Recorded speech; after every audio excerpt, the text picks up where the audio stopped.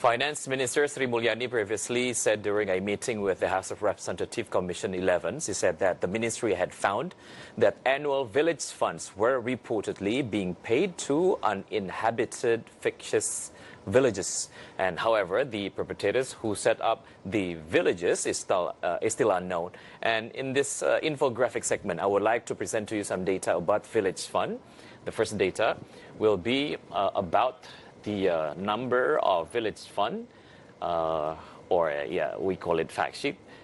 70 trillion rupiah of fund allocated from the state budget, and the fund will be allocated for 74,958 villages surround Indonesia. In recent years, the government of Indonesia has made numerous fiscal policy changes to enhance its rural economy, most notably the Village Fund instrument, which has been in effect since 2015. These efforts are in line with the government's mission to develop Indonesia from the periphery. President Joko Widodo's signature phrase to emphasize his priorities on marginalized and less developed regions. The program faced criticism from environmental advocates who argue that better monitoring and planning processes need to be implemented to ensure that village spending aligns with national sustainability goals.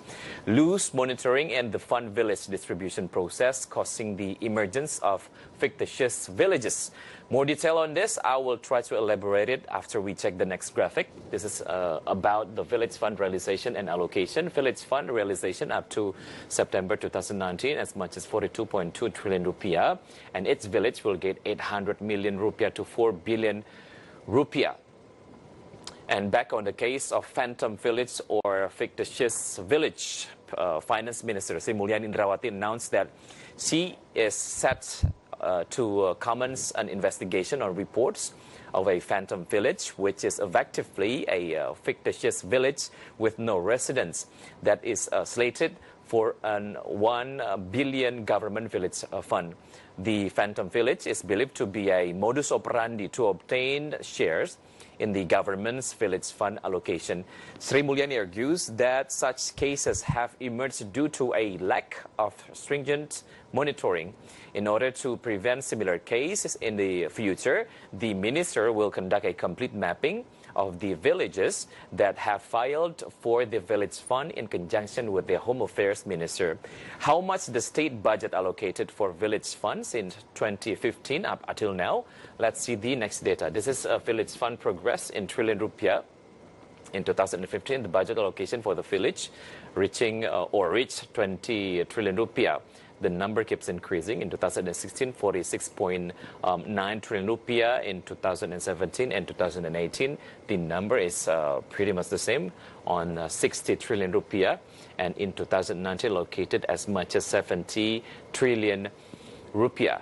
Finance Minister Sri Mulyani Indrawati said village funds provided by the central government will gradually be increased and upgraded in accordance with the stipulated law.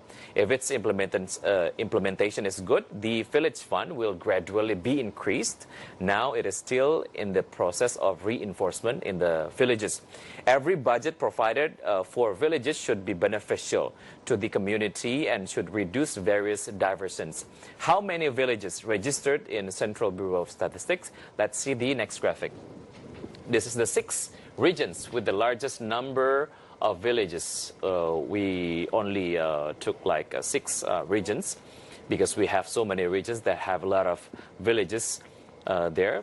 The first one is Central Java, of course, with the number of villages reaching 8,559 villages. In East Java, 8,496 villages. Aceh, 6,508. North Sumatra, 6,132 villages. West Java, 5,957. In Papua, 5,552 villages. As archipelago country, Indonesia have more than 70,000 villages spread from Sumatra to Papua. What I presented to you before is only half from the total villages in Indonesia. The huge number of villages making government and related bodies find it quite challenging to monitor the village or the usage of the village funds.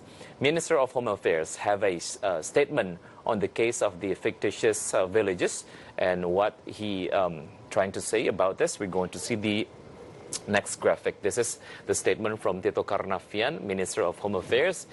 He said that we're checking it right now together with provincial government. As it is informed, these fictional villages suspected not to have any occupants but receiving village funds.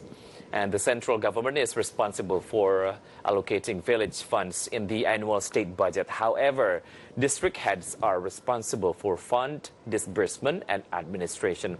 Hopefully, all of the parties can work together to supervise the distribution of village fund. And stay tuned on Market Alliance because we'll be right back after the break.